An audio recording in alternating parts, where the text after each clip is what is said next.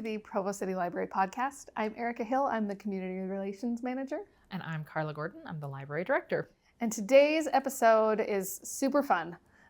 We had our Best Books program last week, where we talk all about our favorite books published in 2025. Last year, yes. Last year. I don't know why I always forget the year when I'm talking about best books. Well, because it's our best books in 2026 of 2025. It's confusing. Yes. Anyway, but it was best these books were all published in 2025. Yeah. And we are inviting a lot of friends to join us. So our first friend is Marcy Beard. Hi. Marcy is an adult and teen librarian. Yeah. Yep.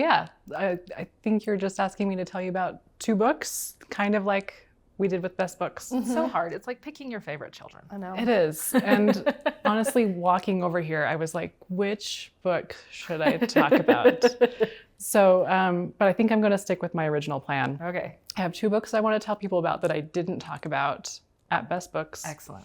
The first one is, it stayed on my list for a long time. And at the very end, I was like, no, I need to shake it up. So the first one is called The Pretender by Joe Harkin. It's a historical fiction novel. I liked it because it's based on a true story, sort of, in that we don't know this person's story. So they made it up for him. But it's based on a real person. There's just a line in British history that says, the last of the Plantagenet kings was crowned at age 13, and he was deposed a month later. That's all we know about him. So this book says, what was this person's life like? And what was that word? Plantagenet. Plantagenet. Yeah, it was one of there were a lot of different arms of royalty fighting for the throne, and the Plantagenets were one of them. Okay, sorry I interrupted. No, please, I'm worried about that. Okay. Just because I don't really know what a Plantagenet is. I just know they're a line of kings. Great. 13, reigned for a month. And then booted. Henry VII took the throne instead. This author imagines what this person's life would be like. I liked it because historical fiction can be kind of serious and dry.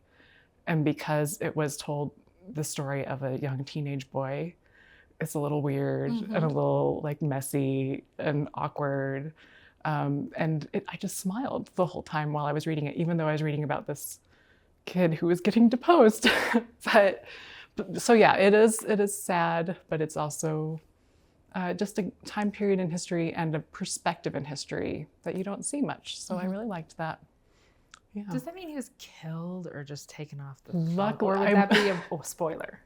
No, it's not a spoiler. Luckily, I will, maybe it's a spoiler. I will tell you in this one, in this version at least of the story, instead of being killed, he is taken as a servant of the king and kind of made to like debase himself, but he gets out of that too. So spoiler, he ends up fine.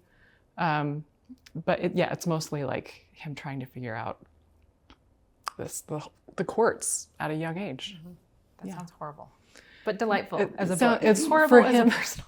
Yes, for him it's very confusing, but that was part of the charm for me. Cool. So yeah. Because obviously, as a 13-year-old, like, you're not like, I think I'm ready to be king. Right. Yeah. Some might. I mean, Some might. Yeah. Not this boy. He's kind of like, I don't know what's going on. I don't want to go do this. The whole point is he is able to find a way to make his life for himself, so it does end happily. So nice. Yeah. Next book that I have to talk about. This one I thought I should talk about because librarians, we chat with each other about what we're reading. I had a few people tell me about this romance novel. So it's maybe one of the favorite librarian romance novels we didn't talk about. And I also didn't talk about it when I presented 5 different romance novels. It just barely didn't make the cut. That's okay. You talked about some great ones, so that's good. But yes, First Time Caller by B.K. Borison. It takes the theory or the premise of Sleepless in Seattle and changes it a bit.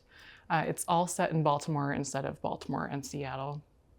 But the idea is that there's a man, he runs a radio show for the lovelorn. He calls it Heartstrings. He's kind of a curmudgeonly guy, not really feeling the love. But then one night a little girl calls him and says, my mom is divorced. I want her to be happy. Do you have suggestions on how she can start dating? And they get her on the phone. And they kind of have this connection. It goes viral. And so the radio station says, let's get numbers up. Let's have you guys talk every week and maybe have the DJ help this woman find love. And of course, the more time they spend together, the more they fall in love. Would you believe? Would you believe it? Yeah. believe? Yeah. Together. And I will say too, the second book in the series just came out, which is based on When Harry Met Sally. Oh. And I think they're doing a whole Meg Ryan movie? Nora Ephron. Okay. I think it's Nora Ephron really is the because Sleepless in Seattle. When Harry Met Sally, it wouldn't shock me if next they do You've Got Mail. I mean, that is one of my favorite romances, so I'd have to read it. I know. Another You've Got Mail adaptation actually just came out 2 years ago. Though You've Got Mail is an adaptation of an age-old story. adaptation of an adaptation of an adaptation. So anyway, first time caller. First Super time fun. caller. Good. Super fun. And we were talking about how to end these things because they're going to have another friend come in. The second book in the series is called And Now Back to You. So, and now back to you. Awesome. Yeah. Thanks for coming. Yeah, thank you. Okay, we are now here with Caroline McFarlane, Hello. Hi. children's librarian, Yes. here again to talk about best books. Here again. Yeah. So why don't you just jump in? Okay, I have 2 books that I absolutely loved from 2025. I had a lot of books that I liked, but I had 2 that I absolutely loved. And they're kind of on opposite spectrums. So I have a picture book called Fairy Walk. We're very into fairies at our library, if you didn't know, if you missed that. We really like fairies. And Fairy Walk, I think, is the most darling little book. It's about these 3 kids who go on an adventure in the woods behind their house with their little pup. And they're looking for fairies. And the reader is seeing fairies all over the pages, but the kids can't find them. And it's really kind of sweet. It has that fun, like playful seek and find element. But my favorite thing about it is that the book doesn't tell you if there are or are not fairies. You get to decide, which is really fun. And I love that it inspires you to like go outside, go for a walk, go on a fairy hunt. So I thought that one was really cute. That's fun. Is it wordless? Nope, it has Okay. words. Okay. It has words. It felt like it could be a wordless. It does. The pictures do a lot of like the legwork here, but no, you could read it in the story time, and we have. Nice. It's a good one. Yeah. Great. Okay, other end of the spectrum is the graphic novel adaptation of Tuck Everlasting. I love Tuck Everlasting. I hadn't read it in a long time. It's one of those books that is just so good. I don't know. Like I read it and I was like, wow, this is really one of those like really good books. But the graphic novel adaptation that came out in this past year is so well done. It's Woodman Maynard did the adaptation. She did the like Great Gatsby adaptation a few years ago that everyone was obsessed with. I think she does a really good job of like honoring the source material, but then also kind of giving it new life.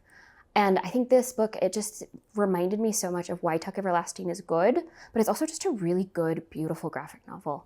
It kind of pulls out these like themes of like life and the passage of time that are hard for kids to understand, but I think the book does a good job of like not condescending to children, but respecting them and also helping them understand, everything changes. That's normal. That's what things are supposed to be like. Anyway, it's beautiful. I love it. I keep telling people to read it. Those are my 2 favorites. Awesome. I will say that when I glanced at your list and I saw Tuck Everlasting as the first book on there, I was like, that's not new. It's not a new book. And then I saw graphic novel. I was like, oh, there's an adaptation. There's an adaptation. And I don't always like adaptations, especially of classics. Yeah. But I really thought that one was good. And it's one of those that I like read the graphic novel and immediately wanted to go read the novel again because it like works so nicely. I did. And I was like, these books are so good.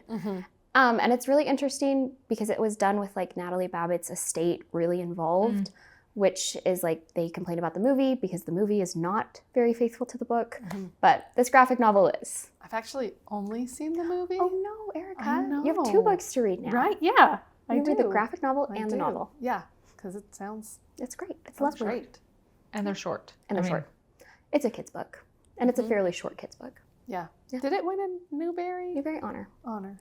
Okay. I couldn't tell you the year, but it's a Newbery Honor. It's an oldie but a goodie. Yes, definitely. But the graphic novel is a newbie Newbie and a goodie. and a goodie. Newbie goodie. Newbie goodie. Doesn't That's not a thing. work as well. Okay. Yeah, those were my faves. Awesome. Kind of sweet this year, but they're Yeah. good ones. Thank you. Yeah, thank you guys. Okay, so obviously we have to talk about our own. So why It's don't you true. you talk about yours? I'll go first. And because I'm the boss, I'm going to cheat like I usually do. I have 3. I have 3 as well. Oh, excellent. None of these were on the list, though. They were all ones that I didn't include on my list because there's just, 15 books. Yeah. And I read usually over 100, so it's kind of hard to whittle them down sometimes. The first one I was going to talk about was Brooke Shields is Not Allowed to Get Old, and it is by Brooke Shields. Brooke Shields. She is really fun to listen to, and it could be because I am possibly knocking on 50. And so the aging process, thinking about my mortality. But a lot of it's about just how Brooke Shields, she was just known for being beautiful and young and all of this. And so how can this beautiful young person that we all know be old? Because she's getting older.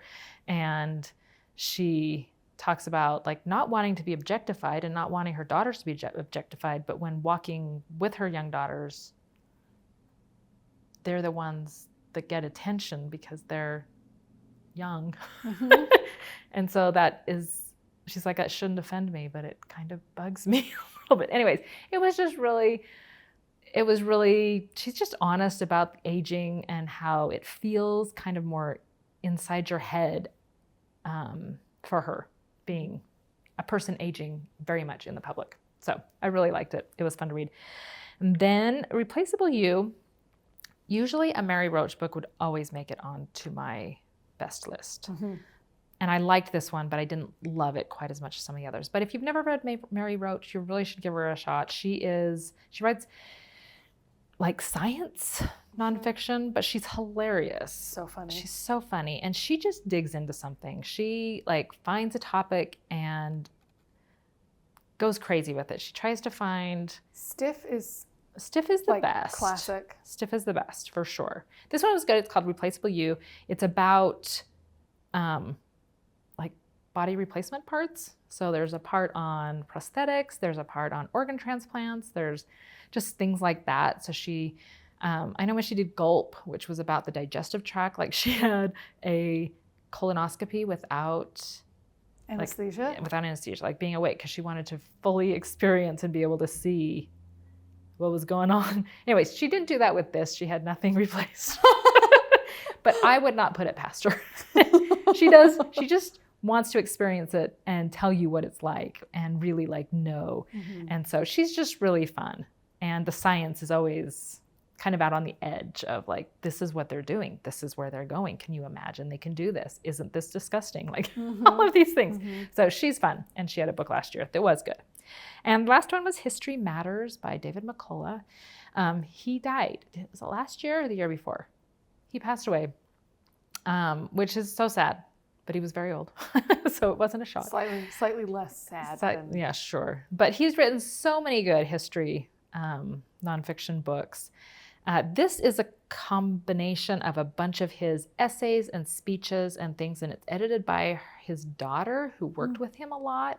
And so it was really fun to just revisit his thoughts on the world and some of the history things that he was particularly interested in, and to hear stories from his daughter of being raised by this man who he was such a good guy, and he just loved American history. He just loved history and did a lot to bring it to life. I know my husband, who does not really like nonfiction books, like one of his favorite nonfiction books is I can't remember the name of it, but it's The Flight of the Kitty Hawk. What was that one called? Oh boy. Anyways, that one. See, I didn't write it down. Orville so it's and gone. Wilbur, the Wright brothers. Is it called The Wright Brothers? It might just be. I feel like David McCullough novel or books I mean, are they're not. usually very straightforward titles. I understand his naming style. Adams. 1776. Yeah. Anyways, he just writes quickly, like it just moves fast. You feel like you're getting to know people in history and it's not surface level. Anyways, so it was fun to kind of get this retrospective of his career and some of his things. So those were the 3 books that I really liked, and I added nonfiction because everybody else talks about I was fiction. going to say, thanks for bringing some nonfiction to the Yeah. conversation. Nonfiction is really good. I've heard.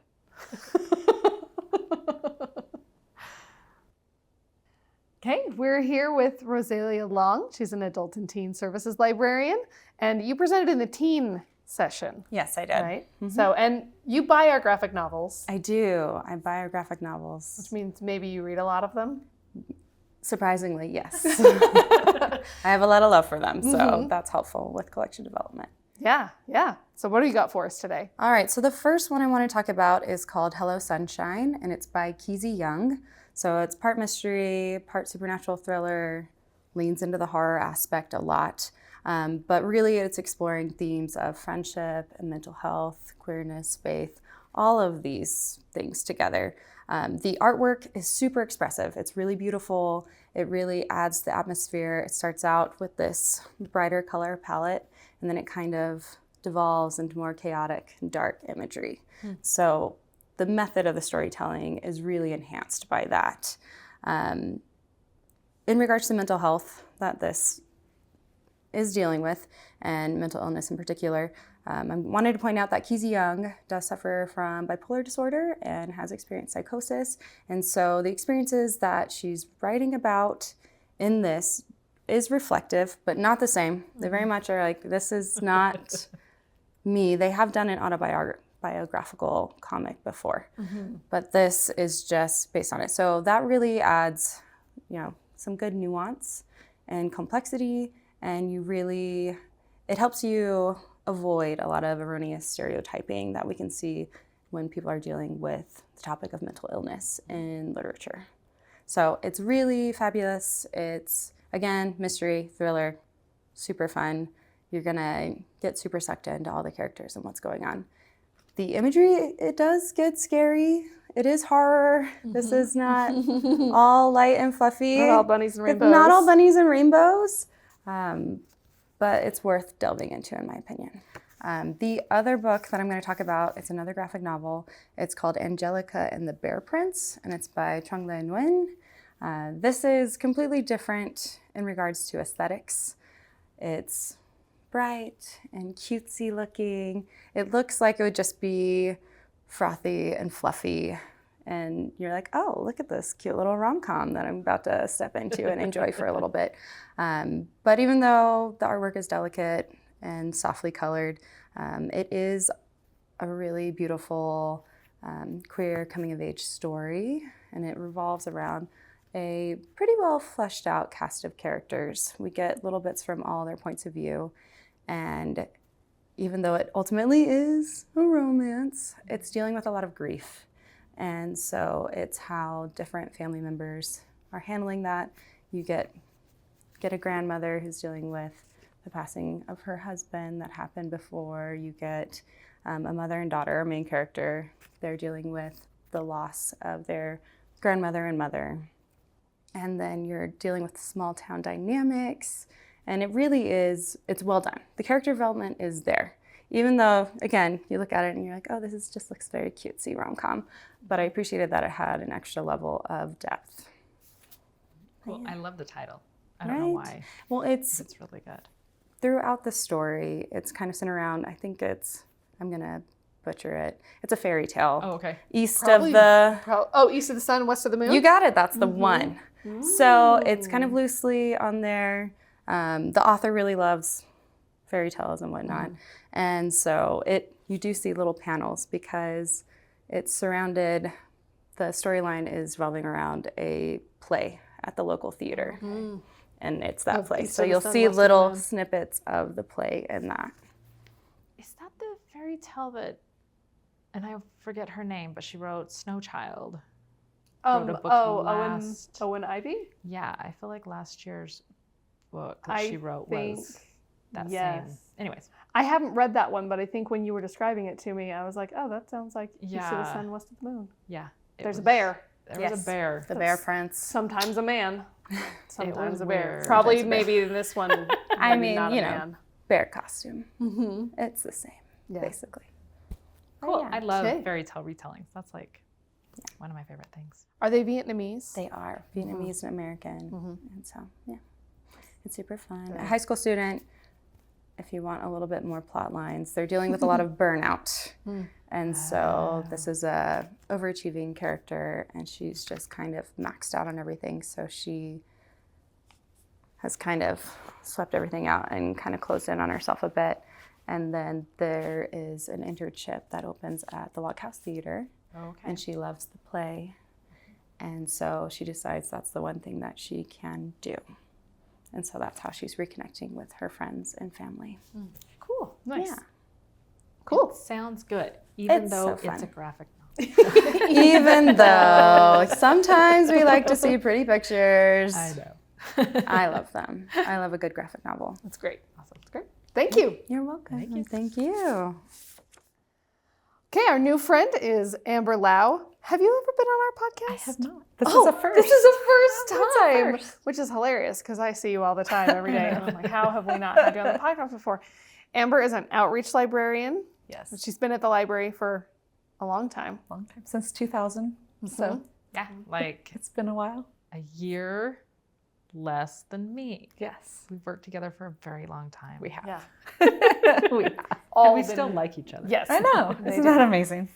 So you brought some books to talk about. I did bring some books to talk about. So I recently just talked about a whole bunch of my favorites, and these two actually were my favorites that I did not talk about. So I'm kind of going off of that. Do I just jump right in? Jump right in. Okay, so the first one I want to talk about is called The Heart of Winter. It's by Jonathan Evison. It came out in 2025. And this one is about Abe and Ruth Winter. And it starts where Abe is 90, Ruth is 88. They're at the end kind of their life. They've been married for 70 years. And it kind of goes back and tells the story of them meeting on a blind date at the University of Washington, and then they settle on Bainbridge Island. And it is the story of just a long relationship. Like they have been married for 70 years, and the genre of book I read most often are like happy, clean historical romances. And it ends with like, and they get married and they live happily ever after. And I feel like this book continues of what happens after that moment. Like how do you have a 70-year marriage and still like each other? And in the book, there's times where they don't like each other, and they keep showing up for each other, and they make it through the really hard times and the really good times, and what it takes to have that kind of relationship, and when their kids are trying to get them to not live on their own anymore, and just kind of those end of life, dealing with medical problems and things like that. And it was really slow, but it was really realistic, but not in a depressing way of what does it mean to really be someone's friend and to be there for the good and the bad. And it was just one of those that you think about a long time after of, you know, what does that look like when you don't give up, when it would be really easy to give up? And so I just really like that one. Did either of you guys watch that movie Eternity? No, not yet. That makes me think of that. Like, Okay. like the person you fell in love with or the person that you spent your life with. Like, Mm. it's just different. Yeah. So Cool. the next one I want to talk about is Theo of Golden. It's been becoming more and more popular. It's kind of went under the radar. The reason I didn't talk about it in the best books of 2025 is because it was originally published in 2023. So in my mind, it was self-published, and so it didn't qualify, but it was actually picked up by Simon & Schuster in 2025 and has just slowly been building, I don't know, a following. Like if you love The Correspondent, this is a really good book that kind of is along those lines. And this is by Alan Levi. I really highly recommend listening to it, the narrator. So what this is about is a man named Theo shows up in a little town in Georgia named, I have to write down all the names. I know. Oh, Golden. right there He with shows you. up in Golden, and he goes into this little coffee shop, and there's pencil drawings on the wall. And he gets asking questions and realizes that it is people in the town that have these pencil drawings. And so he just quietly decides he's going to start buying the drawings and he's going to bestow them or give them back to the people in. And so for each one, he makes an individual appointment and he sits down and he just learns their story. He asks more questions than he ever answers. He takes the time to be slow, and you realize that every single person has a story. And people are amazing the more you get to know about them. And so Theo is kind of the mystery throughout the whole book because he never tells people his last name. He never tells people what he's doing there. He just quietly and slowly goes about life. But it's also a story about slowing down and enjoying art and music and nature and people and finding the beauty in each thing, in each little detail. And the voice, the narrator that does Theo's voice, like you fall in love with Theo. Like you just wish you knew someone like Theo, that you could take a second to just sit down, because the advice he gives is always so profound and it's just simple. He doesn't lecture, he doesn't do anything. He just shares what he's learned throughout life or how to make people better. And the second half of the book, like some other things happen. And when I finished it, I was like, I want to go back and start this book all over now that I know what I know at the end, and like read it again with this new perspective. And it's one of those books that it's so slow, but I ended and it like makes me want to be a different person, which I think is what I put so much. I love books. I'm like, oh, this, it wasn't just entertaining. This was something that really makes me want to change and take that time to just get to know people, to ask them questions, to get just really curious and not have an agenda, not have a reason I'm trying to do it, just to be a good person. And so it kind of teaches you what it's like to have that humanity of just loving everyone around you and loving them for who they are. And I highly recommend it. It was really, really good. So Sounds great. It sounds great. It's already on I think I have a hold on it. Because somebody else said that The Correspondent and Theo Golden are the two like book club breakouts from last year. And both of them debut, like this is debut author, but just I feel like society right now is just kind of yearning for something that kind of gives you faith in people again and like to be a better person, kindness, love. So do you learn a little bit more about him? You do. Okay, good. I know. I am one who never likes an unfinished story. And so you do find out more. And that's kind of that second half of the book where you're like, oh. Why you want to go back and see. I want to go back and see. Like with that different perspective, how does it change the way you view his questions or his interactions with people once you kind of felt like James was kind of like that last year, where like you get to the end and they kind of throw you a little curve and then you're like, oh, I need to go back and read that again. And read that again. Knowing. And maybe also read Huck Finn and see also how they got there. Yes. But I like those books when it does. It's not like a twist. I mean, it's a twist at the end, but it's also like a clarifying. Yes. Like a clarifying just. Well, and this one, it was kind of fun because you think of like thrillers or mysteries and they're so fast paced and so going, and this is very slow and meandering, but there's still that pull of like, well, who is Theo? What is he doing here? And you get to have that resolved, and it's fun. It's wonderful. So those are my recommendations. Thank you. Thanks. Yeah, you're welcome. Okay, now I get to go. And because I'm not the boss, but maybe of the podcast, I don't know. You can be boss of the podcast. I can be the boss of the podcast. I'm also talking about 3 books, mostly because I went through my list from last year.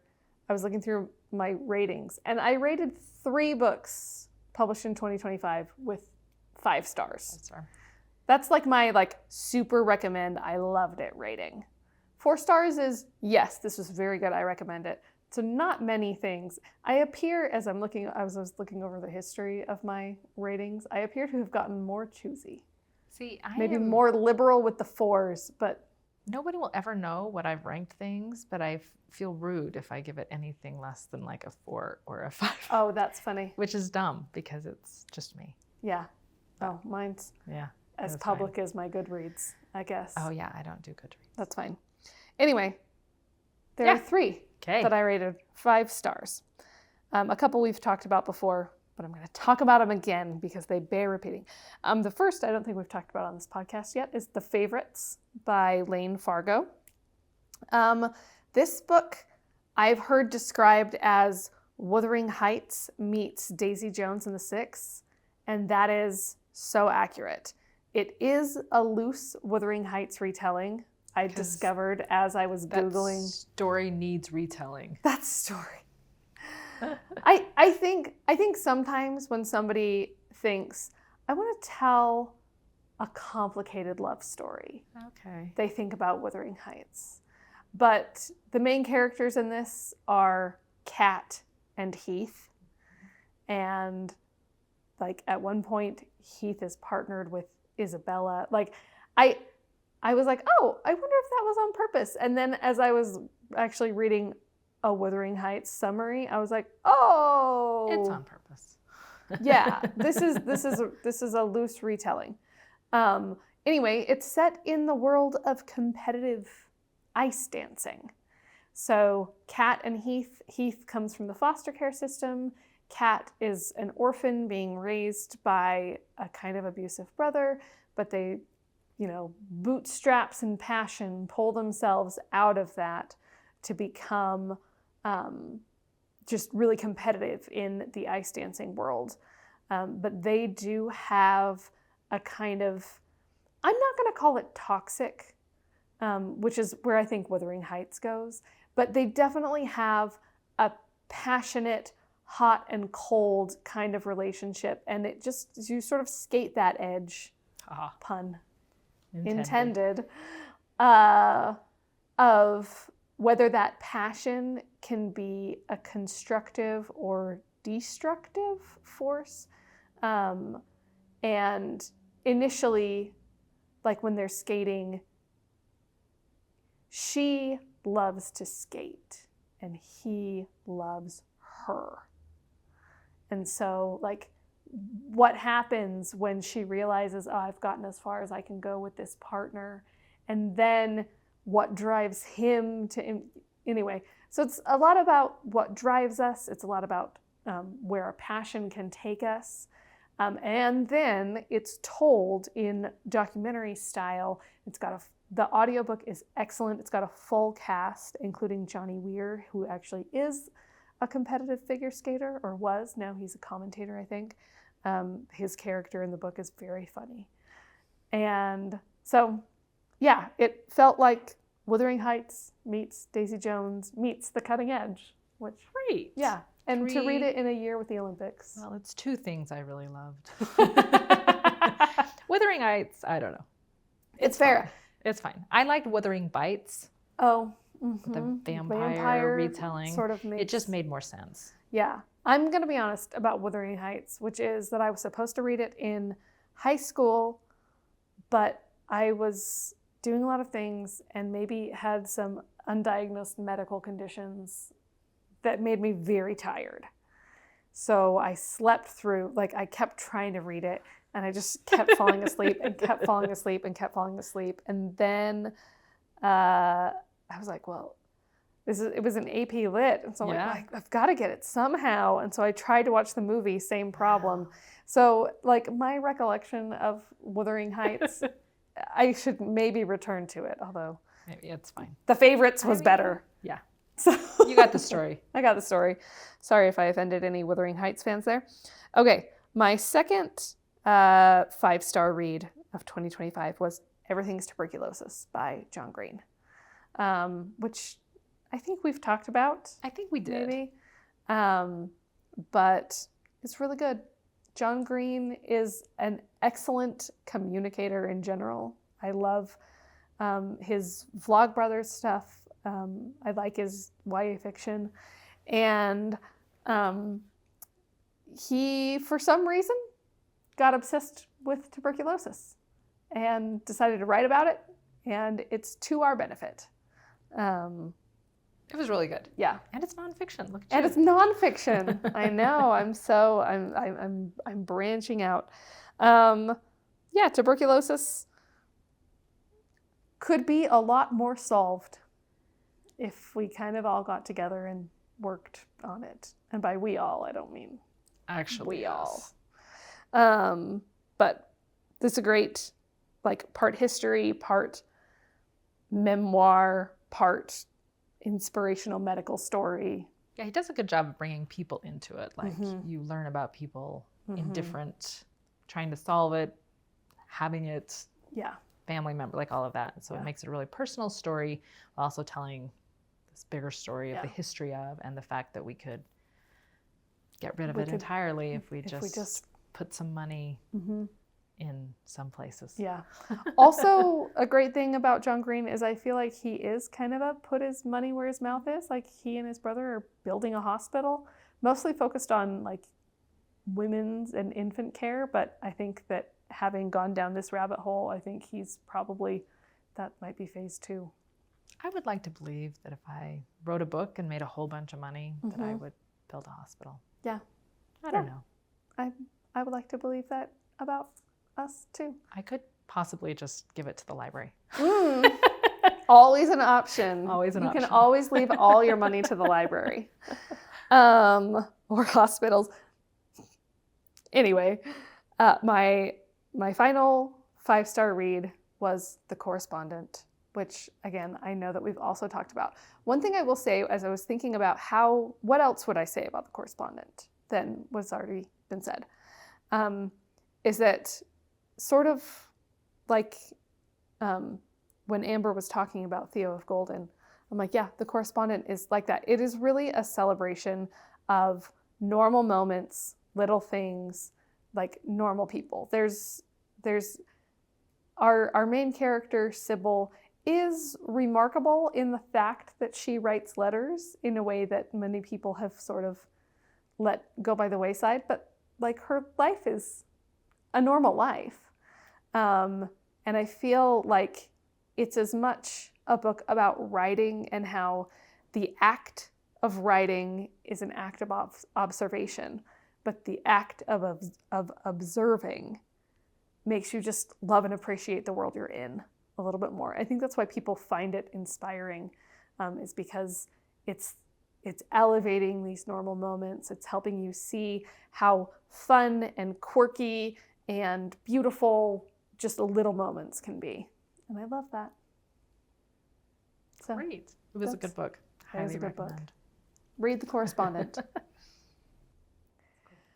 So we are now joined by Joella Bagshaw, Children's Services Manager. Welcome back. Thank you.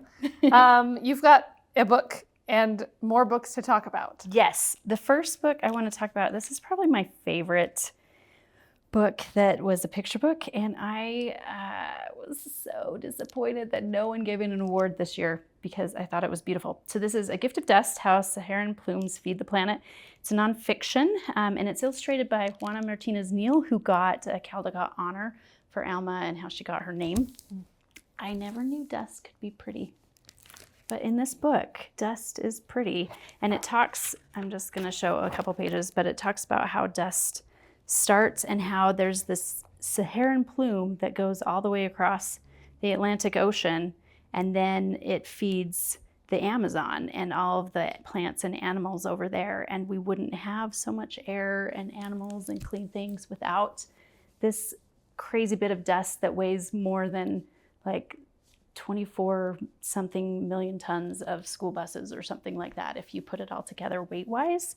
But I love in the book how there's just, it's all made of different speckles, like you can kind of see.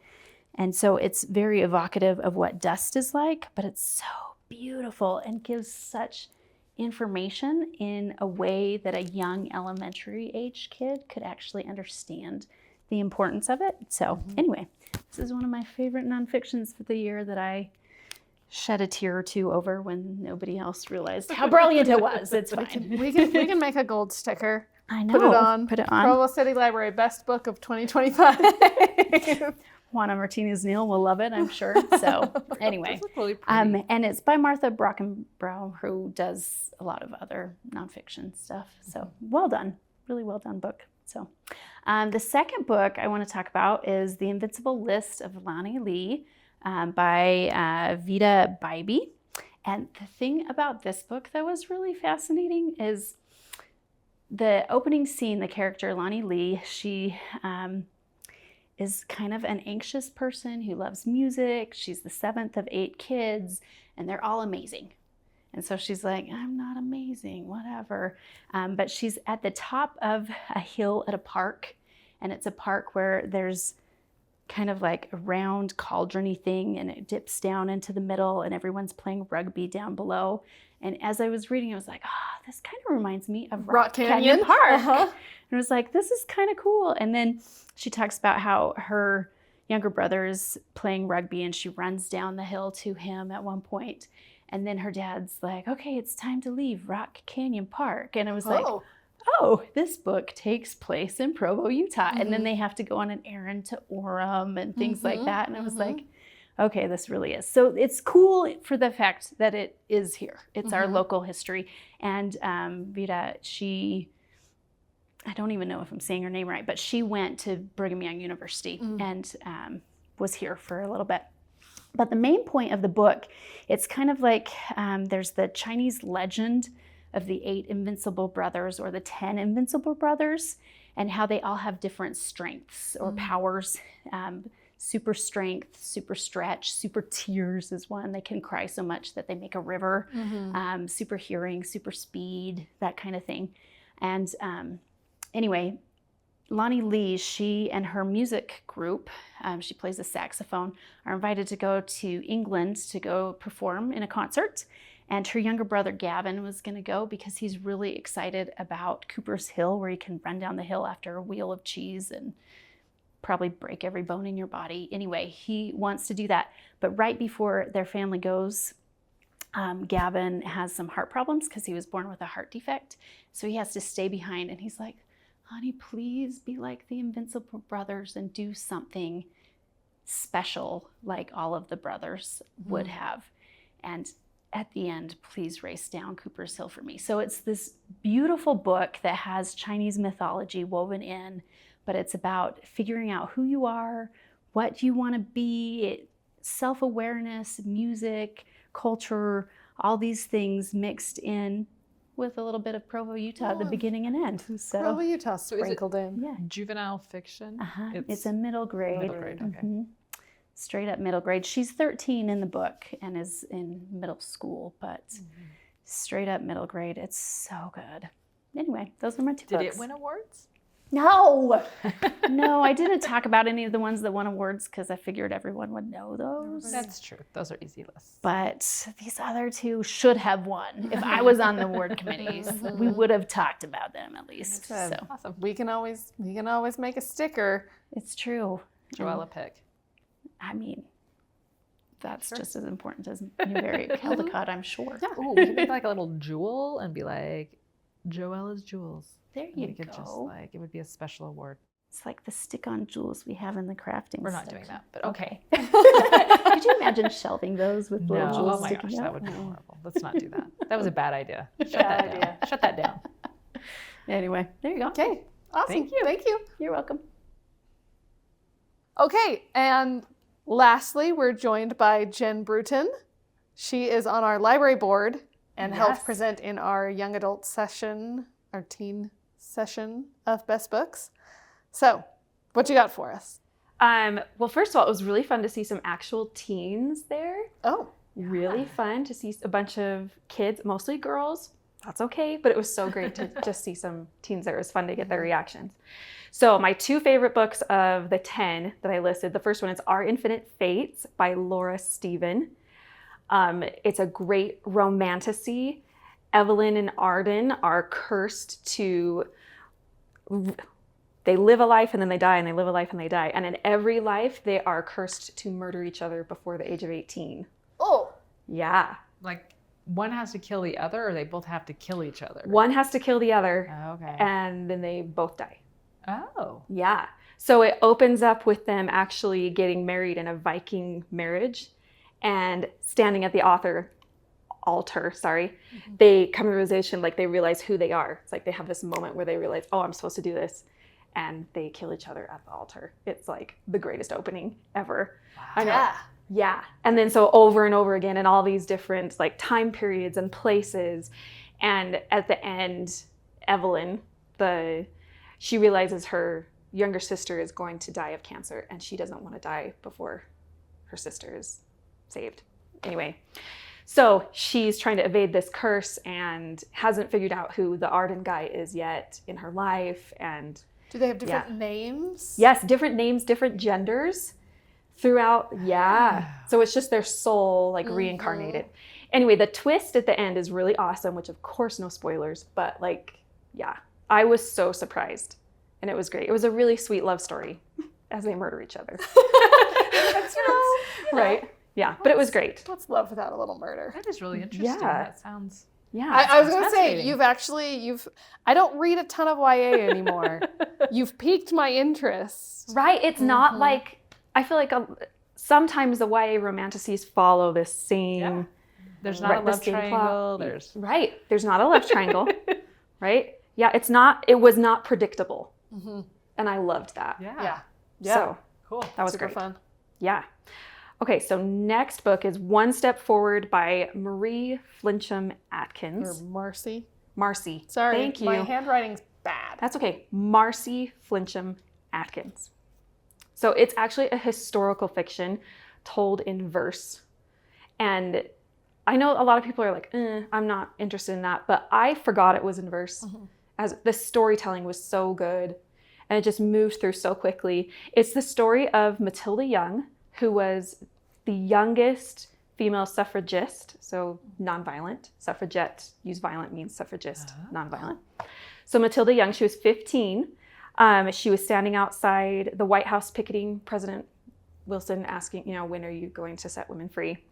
She was arrested, and she was the youngest American suffragist to be imprisoned and to undergo a hunger strike. And she was force-fed in the camp. It was more of a camp than a prison. Conditions were pretty horrible. But she was just so brave, and the story is really amazing. It talks about how her dad was against the suffrage movement, but she and her sisters were really involved. So anyway, the great thing, it was really, really well researched. The story was really strong.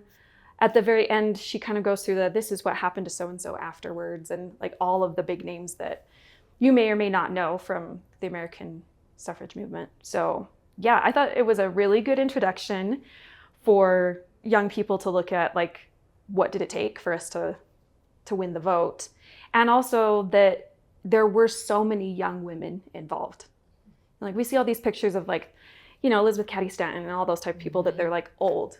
But Matilda was 15, and her sister that was super involved was only 17. And so it was kind of fun to see those two and then other young women really, standing up for their rights and stepping up and stepping forward and sacrificing a lot. So it's well researched, but it's historical fiction. It's not nonfiction. Right. Right? Right. Just realizing I know nothing about the suffragist movement. I don't know anything about that time period. I haven't. Yeah. I need Kristen Hanna to write something. Yes. Or I could read a teen book, I suppose. Right. You could. Kristen Hanna would be great at that one. But yeah, I really liked this one, partially because of the age of the main character, but also because it really did just humanize it in such a lovely way. And, they're begging for the vote. The peak of the American suffrage movement is World War I. And so a lot of these women that are standing peacefully outside the White House with their signs are, being attacked and hazed by people saying, like, there's a war on, like, why are you worried about this? And like, shouldn't you be, this is so unpatriotic while our boys are over there fighting, and et cetera. And, these women are like, well, What are we fighting for? yeah, basically? exactly. Like, and some of them is, give me liberty or give me death and that sort of thing. And just, yeah, I got emotional a couple of times reading it for sure. And but also finished the book feeling so proud of these women. And also, and to be fair, one of the things that they mentioned is some of the men that were involved and really supported the suffrage movement and, stood by their women and their daughters and wives, and which was awesome. I appreciated that too. Yeah. So. And I feel like a novel in verse, it always sounds like, ugh, why would I want to read like a novel long poem? But I have never read one that I didn't like. Me either. And I've read 3 in the last year. And just this last year, and all 3 of them, I was like, yeah, that 5-star for me. Yep. So Why do you think they write in verse? We don't need to get into it, but I do wonder, like, what the motivation is to I don't know. not just. I think sometimes it's just, I mean, it's a different storytelling method. Like, one of my favorites is The Crossover by Kwame Alexander. And that one, like, it's so tied up in basketball and hip hop. And so, like, the rhythm of it. It's like a hip hop song, yes. And it is really well done. I really like that one. And it works so well. And also, I feel like we don't always think, like, unless you're maybe me, I don't know. Like, we don't really think in prose. Yeah. You actually really think in, like, scattershot, you know, think. And point, so, yeah. like, how many of us are, like, composing paragraphs in our heads? It's not at all. It just seems like if I wanted to tell a story, that's why I just kind of wondered what motivates them to tell it in that way. Yeah. Because it seems hard enough to write a book, but it just seems like the next level of hard.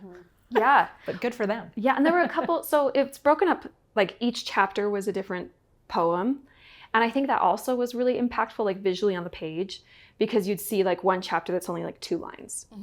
Or another was, what is it called when, I can't remember, they make a picture out of the words. It's not just, is it a concrete poem? Might be. Is that it? It might be. I think But there were a couple of those, not so much that it was distracting, but enough that it created this another level in the Why storytelling. would you do that with an audiobook? You wouldn't. I don't know. I mean, Anyway. yeah, it's a good thought. But yeah, I feel like visually it adds another element. And then, yeah, just the ability to make it so short. I mean, I flew through that book, right? Yeah. So, yeah, it was beautiful and obviously highly recommend it. So, Great. yeah. Well, Thank you. Thank you. Yeah, no problem. That's our best books for 2025. We'll see you again soon.